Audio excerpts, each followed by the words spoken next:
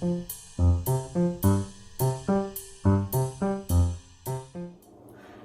everyone! Thanks for joining us today for Sno-Isle Library's Summer Shorts.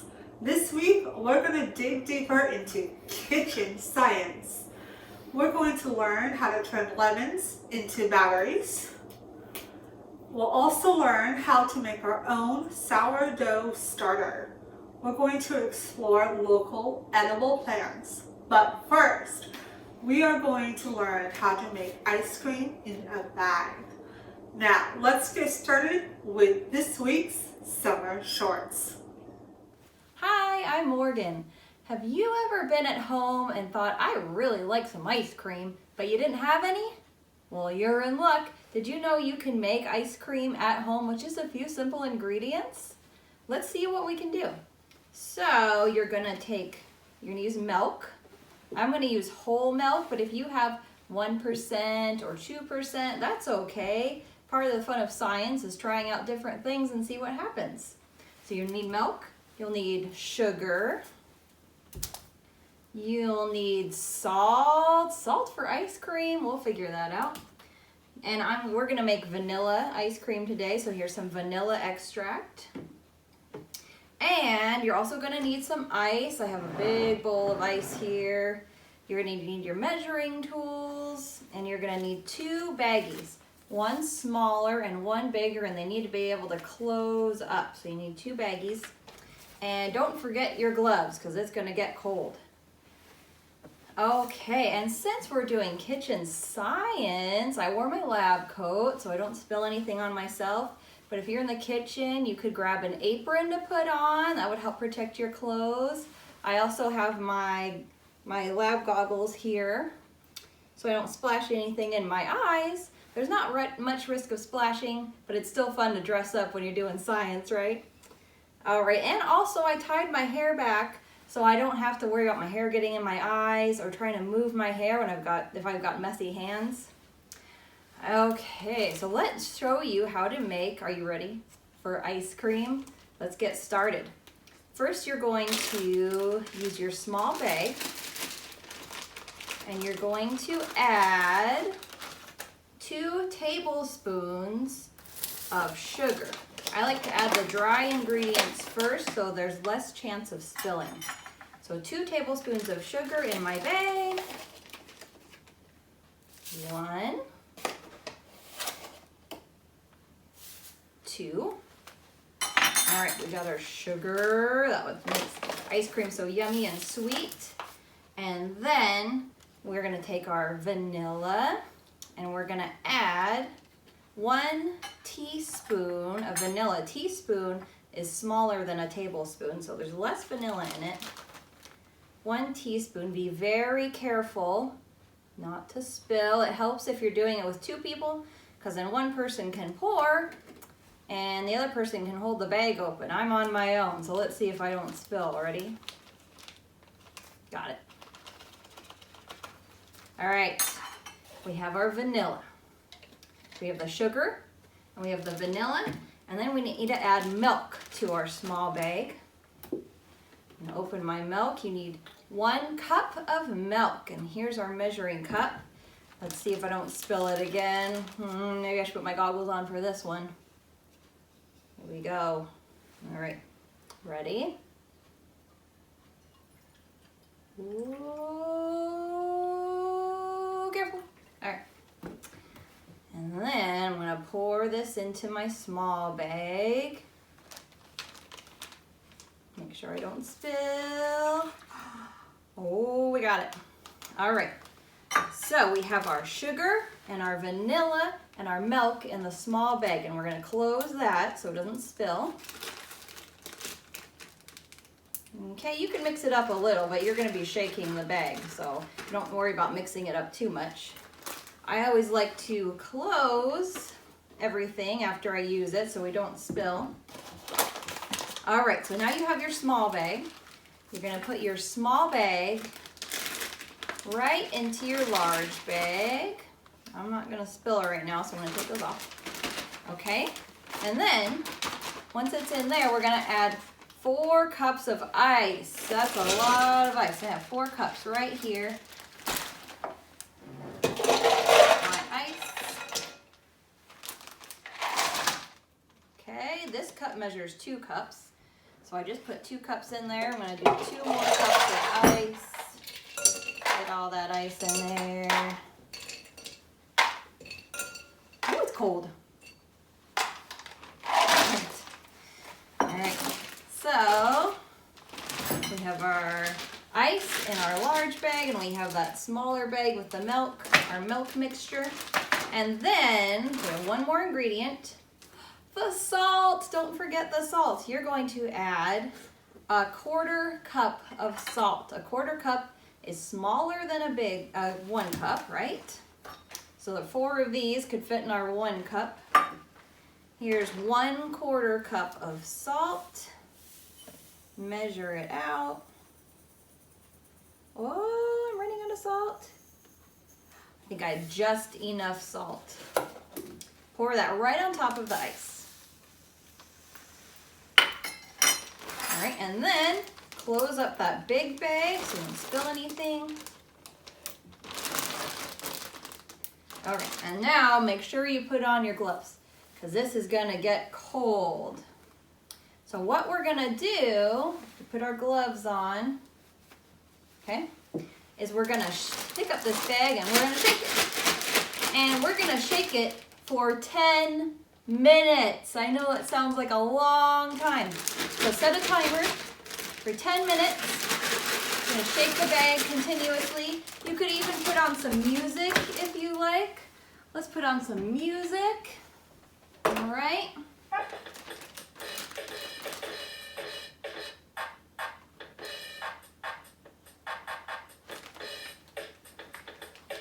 All right, ready to shake?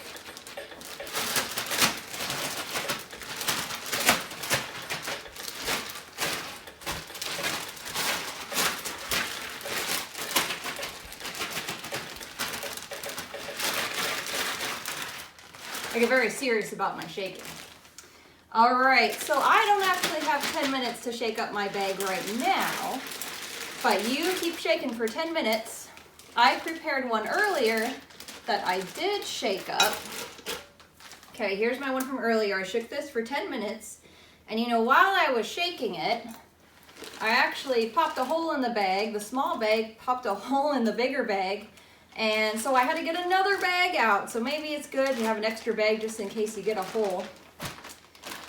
Okay, so I'm gonna open my large bags, and what do you think happened? I'm gonna take that small bag out. What do you think happened to the milk? I'm gonna take my gloves off. You can keep your gloves on because it's gonna be a little chilly. Take my gloves off. Let's see. That milk mixture, it froze. It's cold. It's not liquid anymore. So now, instead of a liquid milk mixture, we have some yummy, delicious ice cream. Look at that. Oh, it's a solid. It turned from a liquid to a solid. How did that happen? Well, when we added salt to our ice, the ice actually lowered the freezing temperature of the salt, lowered the freezing temperature of the ice, and it made it really cold. It melted the ice a little bit and made it really, really cold, colder than the ice was. So we were shaking it around and mixing up the milk, and it made it really cold and freeze in 10 minutes. And now you get your ice cream out of your bag and enjoy some tasty science. It's cold, but it's delicious. Well, thank you for joining me for some cold, delicious, tasty, yummy science. I hope you enjoy your ice cream. Bye-bye.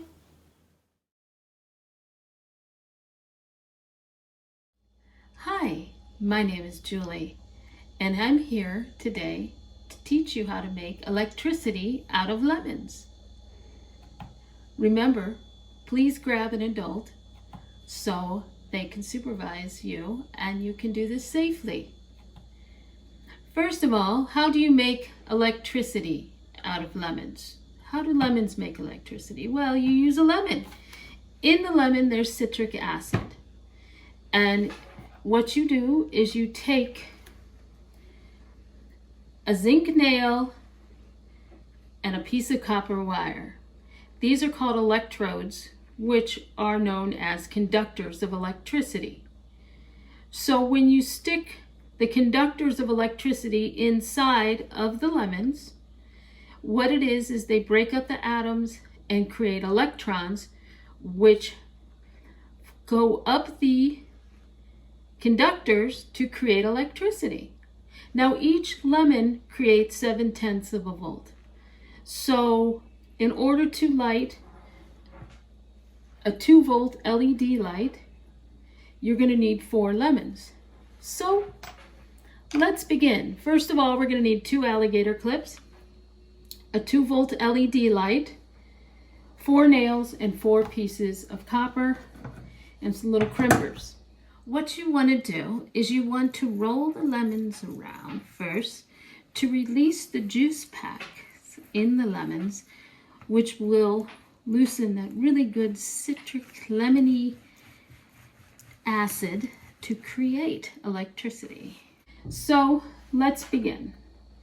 First of all, we take the nail, which, as you notice, I've already connected the copper wire to the nail, and I use that with the crimper. We stick the nail into the first lemon, the copper wire connecting into the second lemon. Then we take the nail, put it into the second lemon, and then put the copper wire in the third lemon. Repeat, and do it again. Then we circle the lemons together. We put a nail where the copper wire is, which is the negative, and then we put the positive wire, which is the copper where the nail is in. Then we take the alligator clips and we connect one alligator clip to the copper, another alligator clip to the zinc. Then we look at the LED light. If you notice, one leg is longer than the other.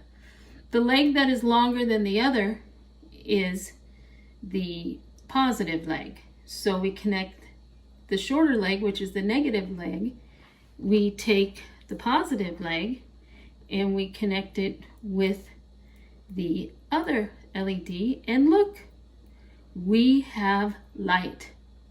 So when we're done with this experiment, I want to throw all these lemons away because they're no good anymore. And remember, when life gives you lemons, make electricity. Hi everyone, my name is Jordan and I work at the Linwood Library. Today we're going to learn about the science behind sourdough starters, and we're going to make one of our own. Now this is a multi-day process, so I'm just going to show you what to do, but keep in mind that it's going to take you a little bit of time to actually have a sourdough starter. So, have any of you eaten sourdough bread before? You probably have. If not, I bet that you've eaten some other form of bread. But do you know how it works? How this is made?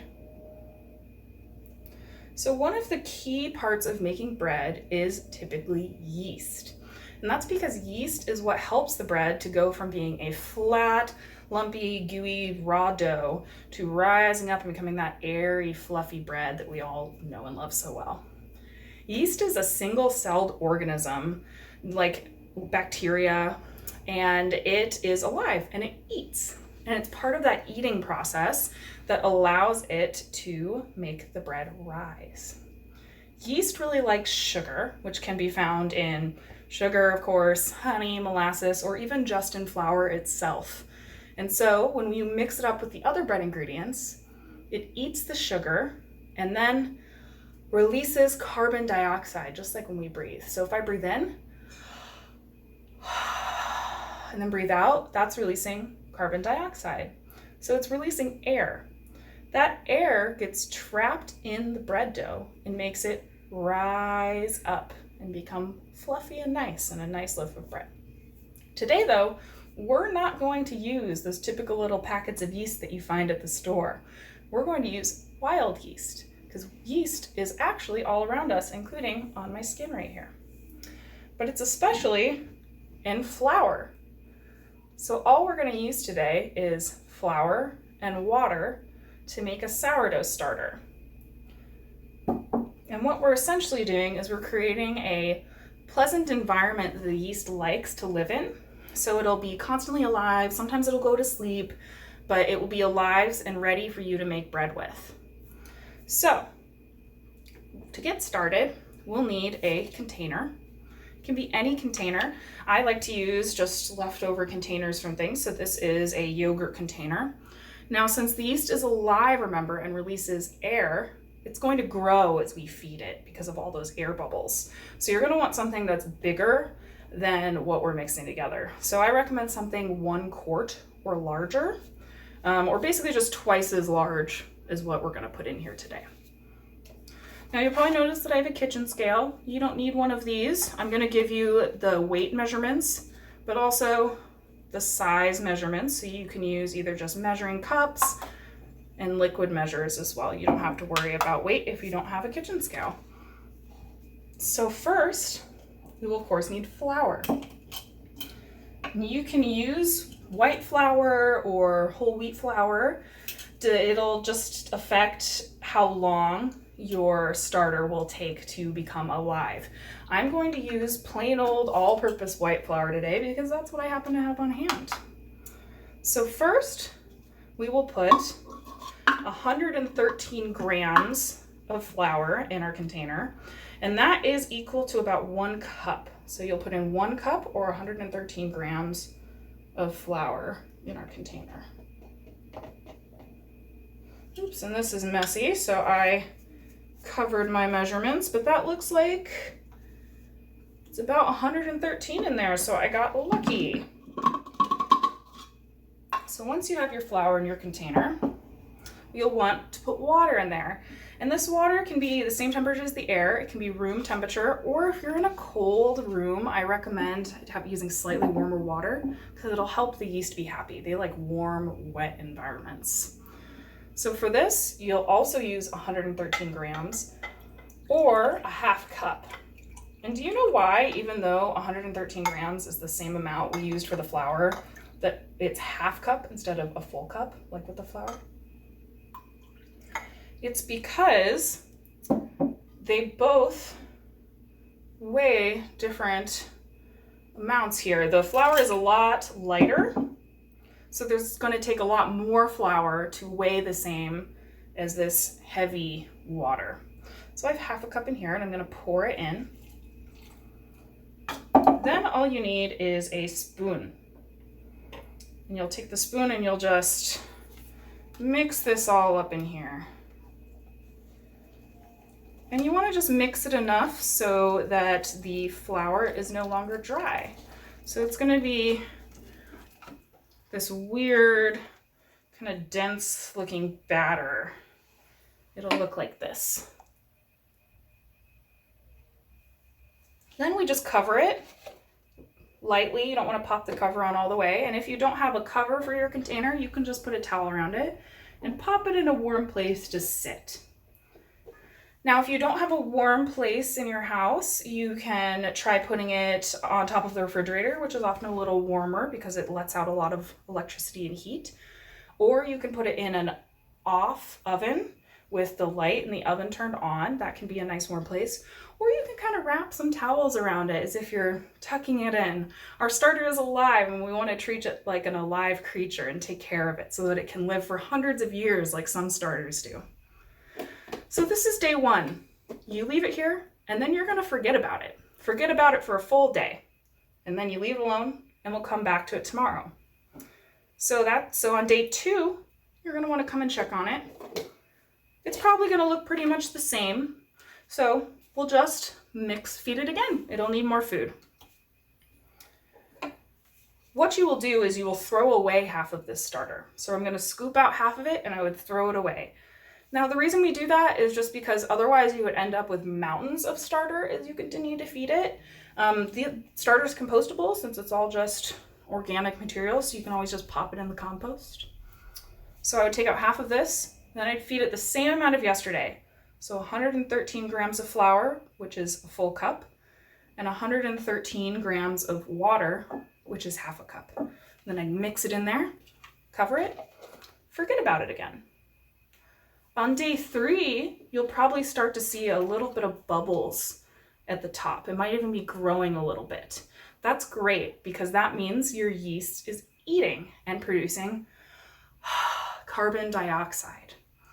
So that's the point where we will need to feed it twice a day.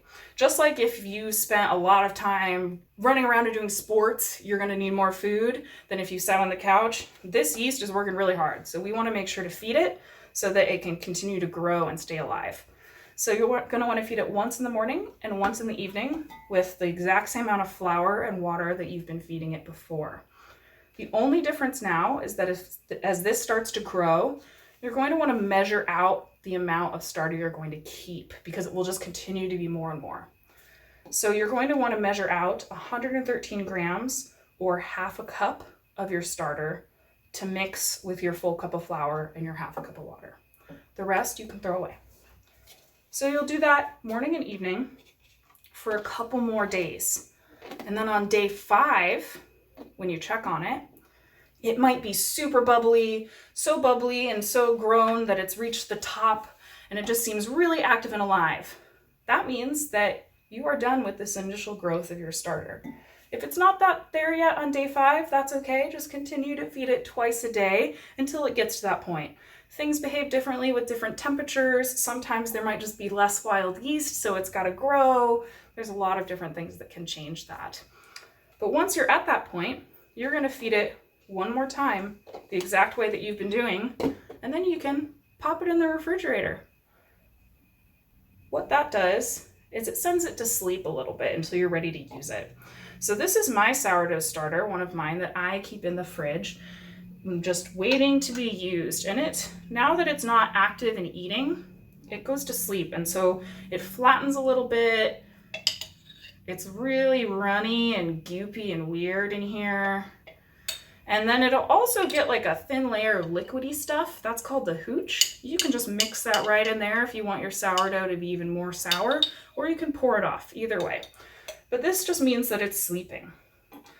You're going to want to feed it the same way that you have been feeding it once a week for a while, because you wouldn't want to go without food for a while, so why should your starter? Though my sourdough starter is now old enough that I only feed it about once a month. Now your starter can look different depending on the water you've used, the flour you used, because of all that bacteria that's living in your water, all that good healthy bacteria that's in your specific air where you specifically live. Your starter is going to be completely unique to you. It's going to be different than mine. It's going to be different than your friends. It's going to be way different than someone's around the world, which is really cool. So my second starter that I have here looks different than the first even. It's more bubbly. It's a little bit less runny. It's more like pancake batter. And then this one is even different than that. It's really, really thick. So don't be concerned if yours looks a little different. Just like how we're different from each other, the sourdough starters are all unique too. Now, if you would like to make something with your starter, make sure to feed it the night before and leave it on your countertop as it eats. Then it'll be ready to go. You can make bread, pancakes, rolls, a million things with your starter, and it's going to be really delicious. There's tons of ebooks and other materials on our website that can get you started with baking these things. Thank you so much for joining me on our sourdough adventure. If you'd like to check out more and get some printouts related to this lesson, you can go to our website, sno-isle.org/summer-reading. Make sure to go on there to see all of our other different summer reading adventures too. I'm Karen and I'm from the Langley Library, and today I'm going to talk to you about wild edible plants. how to find and identify some, and how to enjoy their amazing flavors. So first off, there's 3 rules that I wanted to talk about that make this safe. The first is never, ever, ever, ever, ever eat anything that you aren't 100% sure you know exactly what it is and that it's edible. That's the main rule for any time you're foraging wild plants. And the way to remember it is, when in doubt, throw it out. The second rule is always have permission to be picking plants wherever you are. That's not that hard to do though, because a lot of these plants you can find in your own backyard, and also on Washington state parks, you are allowed to harvest plants for your own use. The third rule is never take all the plants you find in an area. You always want to leave some so that they can come back next year and grow again next year.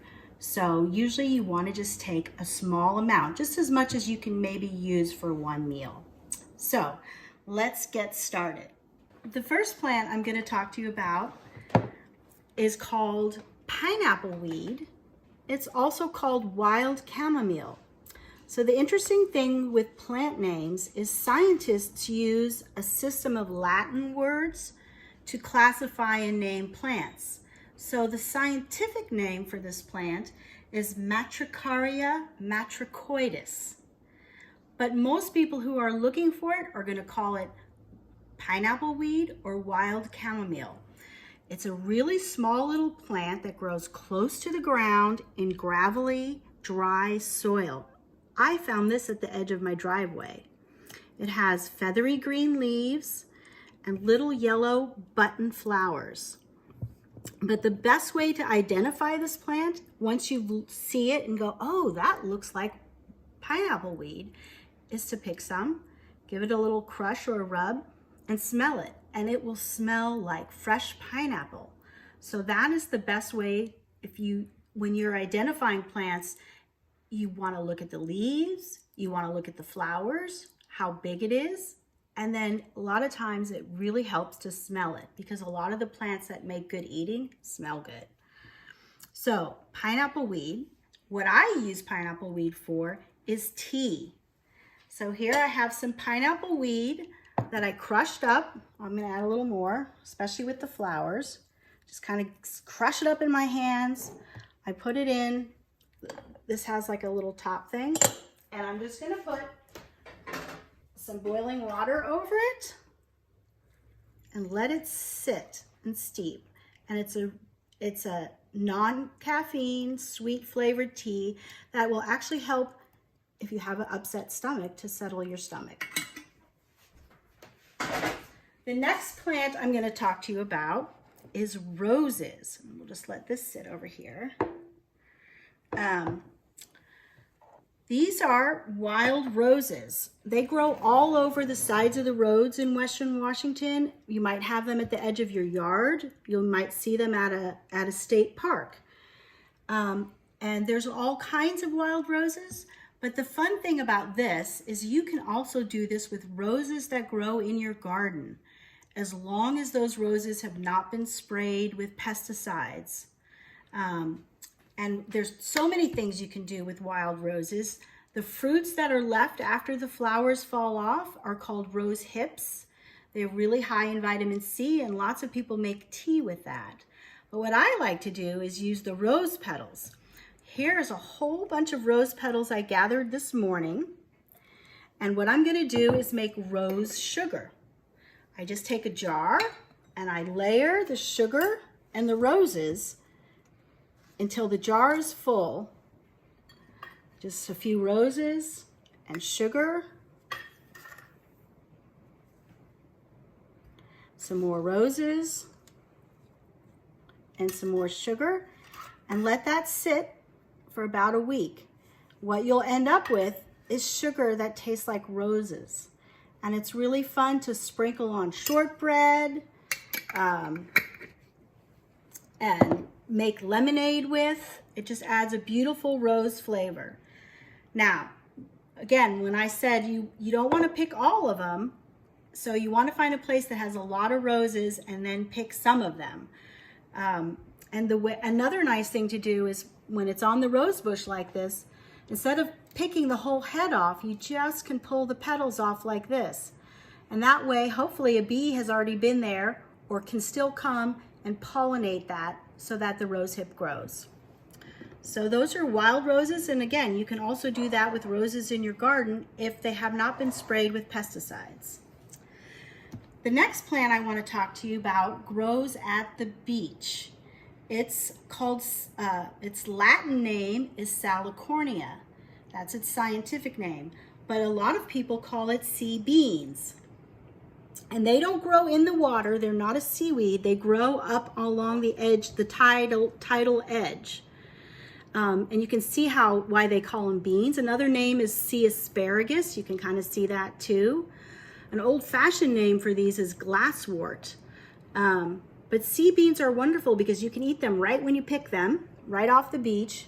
They break real easy. They're very tender and kind of juicy, and they're salty because they grow near the salt water. So you can just eat them like a pickle or a crunchy vegetable. You can cook them like a bean or an asparagus, but I also like to pickle them.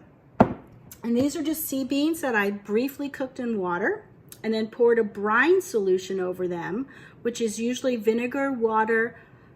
They don't need salt because they're already salty, so I put a little sugar in and some spices.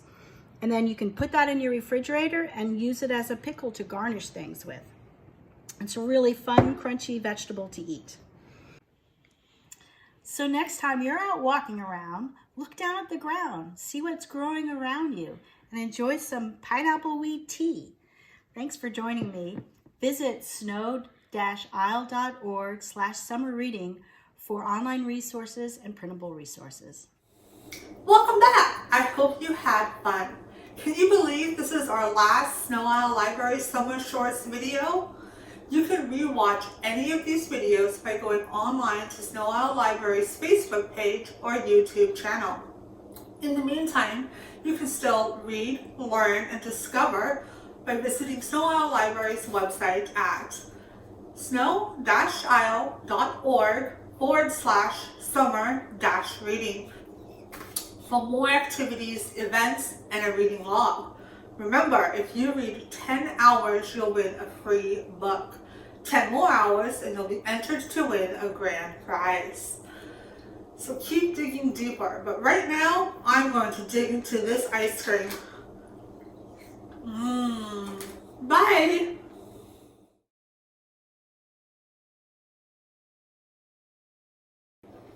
On camera lemon juggling practice. And that's why we practice.